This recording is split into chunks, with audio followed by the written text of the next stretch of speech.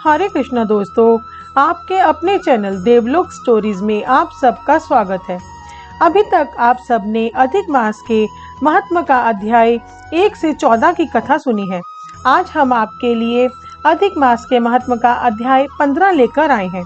दोस्तों, हमारे चैनल पर शिव महापुराण की सीरीज भी सुनाई जा रही है। अगर अभी तक आपने नहीं सुनी है तो डिस्क्रिप्शन में लिंक दिया है। अध्याय 15। श्री नारायण बोले, नारद, सुदेव शर्मा ब्राह्मण हाथ जोड़कर गदगद स्वर से भक्तवत्सल श्री कृष्ण देव की स्तुति करता हुआ बोला, हे देव, हे देवेश, हे त्रैलोक्य को अभय देने वाले, हे प्रभु आपको नमस्कार है। हे सर्वेश्वर आपको नमस्कार है। मैं आपकी शरण आया हूँ। हे परमेश्वर, हे शरणागत वत्सल, मेरी रक्षा करो।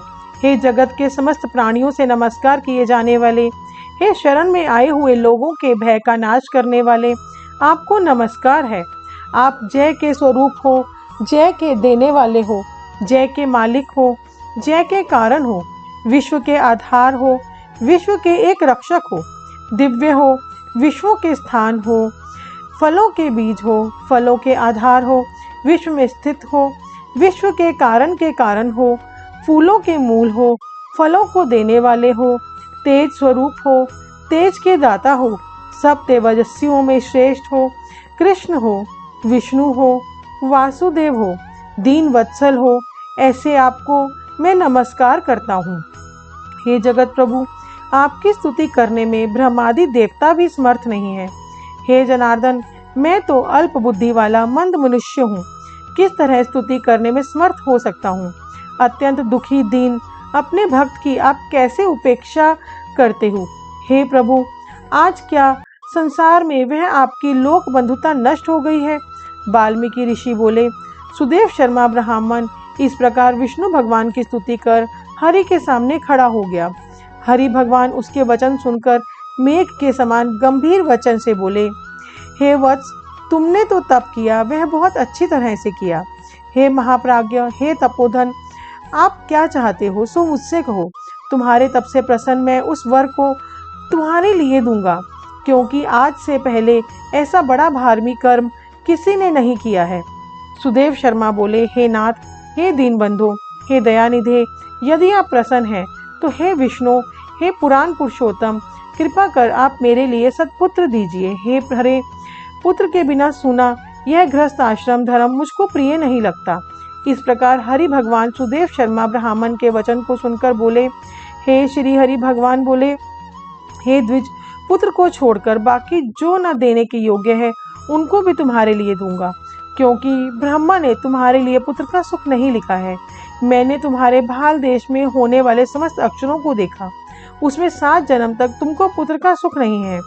इस प्रकार वज्र प्रहार से समान निष्ठुर हरि भगवान के वचन को सुनकर जड़ के कट जाने के वृक्ष के समान वह सुदेव शर्मा ब्राह्मण पृथ्वी तल पर गिर गया। पति को गिरे हुए देखकर गौतमी स्त्री अत्यंत दुखित हुई और पुत्र की अभिलाषा से वंचित अपने स्वामी को देखती हुई रुदन करने लगी। कुछ समय बाद धैर्य का आश्रय लेकर गौतमी स्त्री गिरे हुए पति से बोली, हे नाथ, उठिए उठिए, क्या मेरे वचन का स्मरण नहीं करते हैं। ब्रह्मा ने भाल देश में जो सुख दुख लिखा है वह मिलता है। रमानाथ, क्या करेंगे।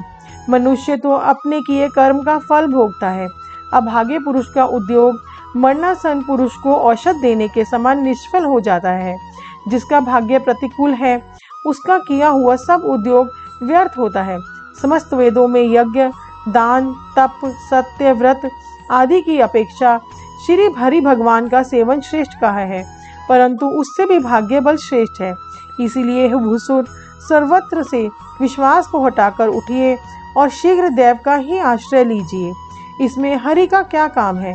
इस प्रकार उस गौतमी के अत्यंत शोक से युक्त वचन को सुनकर दुख से कांपते हुए गरुड़जू विष्णु भगवान से बोले, हे हरे, शोक रूपी समुद्र में डूबी हुई ब्राह्मणी को इसी तरह नेत्र से गिरते हुए अश्रुधारा से व्याकुल ब्राह्मण को देखकर, हे दीनबंधो, हे दया सिंधोष, हे भक्तों के लिए अभय को देने वाले, हे प्रभु, भक्तों के दुख को नहीं सहने वाले, आपकी आज वह दया कहाँ चली गई। अहो, आप वेद और ब्राह्मण की रक्षा करने वाले साक्षात विष्णु हो। इस समय आपका धर्म कहाँ गया। अपने भक्त को देने के लिए 4 प्रकार की मुक्ति आपके हाथ में ही स्थित कहीं हुई है।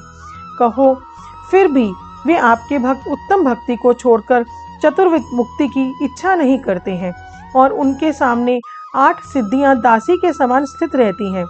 आपके आराधन का महात्म सब जगह सुना है। तब इस ब्राह्मण के पुत्र की वांछा आज पूर्ण करने में आपको क्या परिश्रम है? हाथी दान करने वाले पुरुष को अंकुश दान करने में क्या परिश्रम है?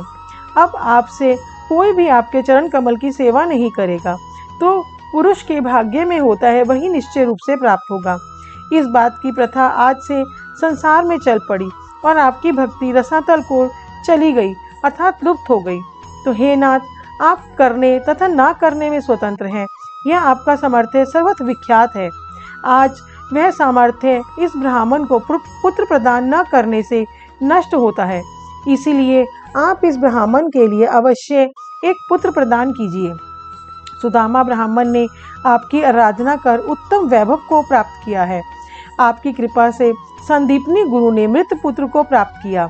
इन कारणों से पुत्र की लालसा करने वाले ये दोनों स्त्री पुरुष आपके शरण में आए हैं। श्री नारायण बोले। इस प्रकार विष्णु भगवान के अमृत के समान गरुड़ के वचन को सुनकर गरुड़ जी से बोले, हे पक्षीवर, हे वैनते, इस ब्राह्मण को अभिलाषित एक पुत्र शीघ्र दीजिए। इस प्रकार अपने अनुकूल हरि भगवान के वचन को सुनकर गरुड़ जी ने अत्यंत प्रसन्नचित होकर उस पृथ्वी के देवता दुखित ब्राह्मण के लिए अनुरूप सुंदर पुत्र को जल्दी से दे दिया। अध्याय 15 समाप्त हुआ। दोस्तों, नेक्स्ट पार्ट में हम आपके लिए अध्याय 16 की कथा लाएंगे।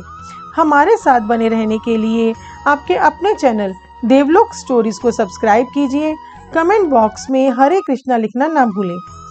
हमें इतना प्यार और सहयोग देने के लिए आप सबका बहुत बहुत धन्यवाद।